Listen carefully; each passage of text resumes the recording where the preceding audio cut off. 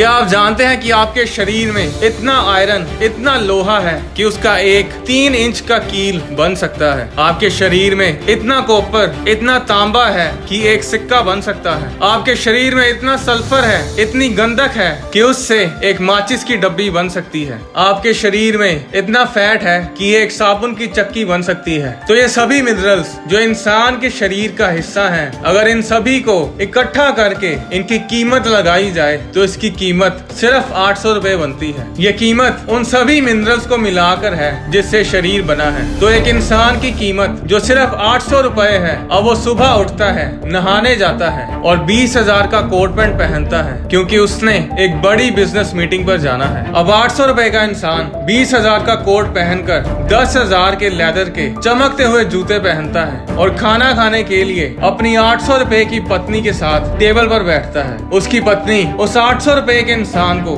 200 रुपए के आसपास का नाश्ता देती है। अब 800 रुपए का वो इंसान 20,000 का कोट पैंट, 10,000 के जूते पहनकर, 200 रुपए का खाना खाकर, अपनी 35 लाख की गाड़ी में बैठकर अपने 5 करोड़ के घर से निकलता है और ऑफिस पहुंचकर बिजनेस मीटिंग खत्म करता है और घर वापस आता है। अपने 50,000 के सोफे पर आकर बैठता है और अपने 1 लाख के LED टीवी को ऑन करके क्रिकेट मैच देखता है और अचानक उसकी 800 रुपए की पत्नी आकर उससे बोलती है कि जानू, आज रात आपको मेरे साथ चर्च जाना है। और वो 800 रुपए का इंसान बोलता है, क्या मतलब चर्च जाना है? उसकी पत्नी बोलती है, आज रात स्पेशल प्रार्थना होगी उन लोगों के लिए जो परमेश्वर को नहीं जानते और प्रभु यीशु को अपना उद्धारकर्ता ग्रहण करना चाहते हैं। चर्च में अनाउंसमेंट की गई है कि जिन्होंने उद्धार नहीं पाया उन्हें चर्च में इनवाइट किया जाए, इसलिए आपको आज हमारे साथ चर्च जाना होगा। और वो 800 रुपए का इंसान जवाब देता है कि देखो बेबी, मैं अगले हफ्ते चर्च चला जाऊंगा, अभी मुझे क्रिकेट मैच देखना है, आज वर्ल्ड कप फाइनल है, मैं वायदा करता हूँ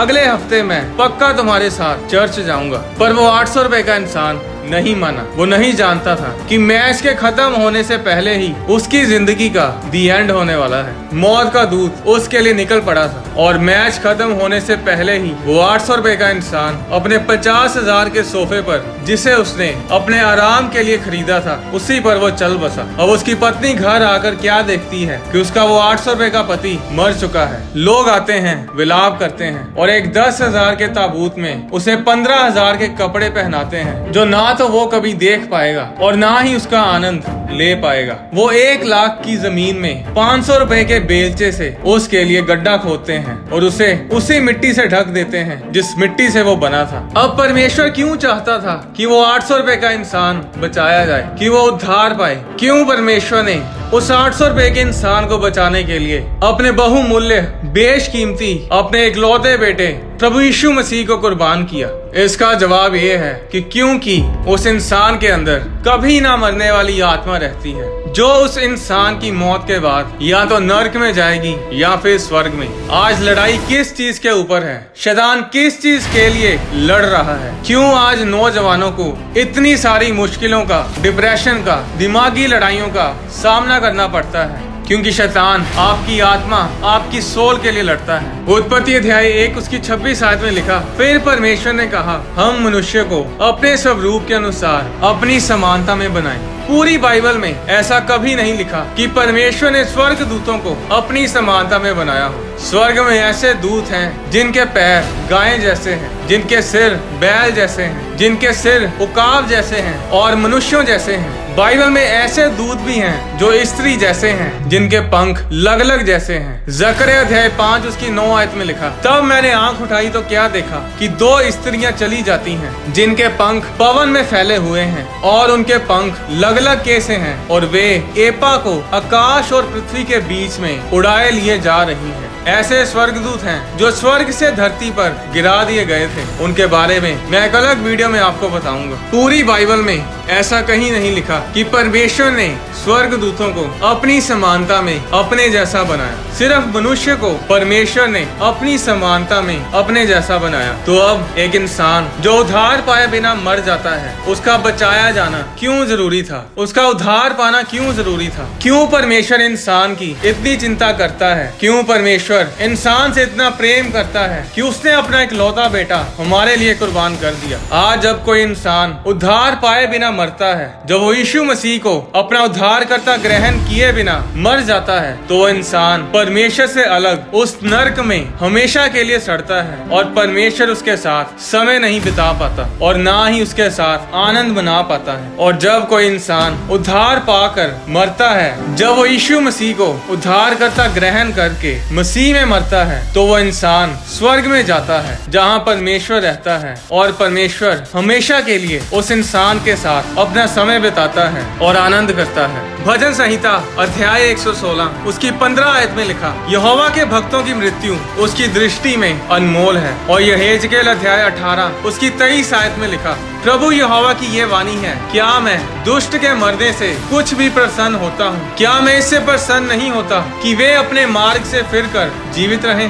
बाइबल बताती है कि यहोवा के भक्तों की मृत्यु उसकी दृष्टि में अनमोल है, क्योंकि उसे पता है कि मरने के बाद वो स्वर्ग में हमेशा के लिए परमेश्वर के साथ रहेगा। पर दुष्ट के मरने पर परमेश्वर खुश नहीं होता, क्योंकि उसके मरने पर उसके बचने की कोई उम्मीद नहीं रहती कि वो कभी स्वर्ग जा पाएगा। अब वो हमेशा के लिए परमेश्वर से दूर नर्क में सड़ेगा, जो परमेश्वर हम लोगों के लिए कभी नहीं चाहता। नर्क इंसानों के लिए कभी भी बनाया नहीं गया था। बाइबल बताती है कि परमेश्वर ने वो नर्क शैतान और उसके दूतों के लिए बनाया था। नीनवे शहर को नष्ट करने के लिए परमेश्वर ने ठान लिया था, क्योंकि उनका पाप बहुत बढ़ गया था। पर जब उन्होंने परमेश्वर के दास योना के द्वारा वचन को सुना, तो उन्होंने पश्चाताप किया, रोजे रखे और अपने मन को फिराया। और बाइबल बताती है कि परमेश्वर ने अपने फैसले को बदल दिया। उसने उस नीनवे शहर को नष्ट नहीं किया। परमेश्वर ने योना से कहा था कि नीनवे उल्ट दिया जाएगा, पर जब उन लोगों ने अपने मन को फिराया, पश्चाताप किया, तो योना अध्याय 3 उसकी 10 आयत में लिखा, जब परमेश्वर ने उनके कामों को देखा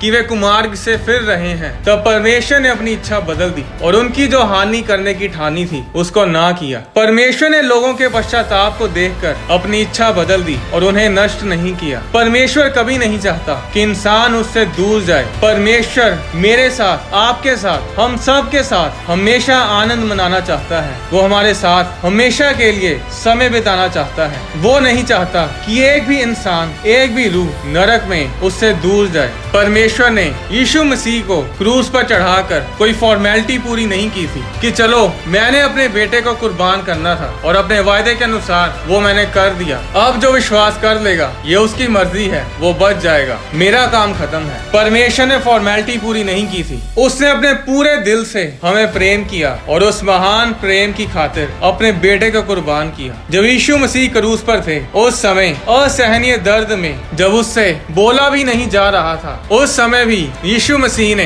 अपने साथ क्रूस पर लटके चोर को नष्ट नहीं होने दिया, बल्कि उसे स्वर्ग में लेकर गए। वो मरते मरते आखिरी सांसों में भी अपने साथ उस एक रूह को बचा कर ले गया। इतना प्यार परमेश्वर हम सब से करता है और इसीलिए हमें जरूरत है कि हम लोगों तक परमेश्वर के सुसमाचार को पहुंचाएं, ताकि लोग बचाए जाएं। पर अगर हम ही नशों में, व्यभिचार में, लड़ाई झगड़े में, चोरी चकारी में फंसे रहेंगे, तो हम क्या दूसरों को यीशु मसीह के बारे में बताएंगे? परमेश्वर आपके शरीर से ज्यादा आपकी आत्मा की चिंता करता है। जब तक आप जिंदा हैं, तब तक आपके पास समय है यीशु मसीह का उद्धार करता ग्रहण करने का और स्वर्ग जाने का। मरने के बाद कोई पश्चाताप, कोई तौबा नहीं है, फिर बस नरक की आग में सड़ना होगा। उस 800 रुपए के इंसान ने अगर उस दिन यीशु मसीह को ग्रहण कर लिया होता, तो आज स्वर्ग में बैठा होता, स्वर्ग दूतों के साथ, परमेश्वर के साथ काम कर रहा होता। अब फैसला आपको करना है कि आपने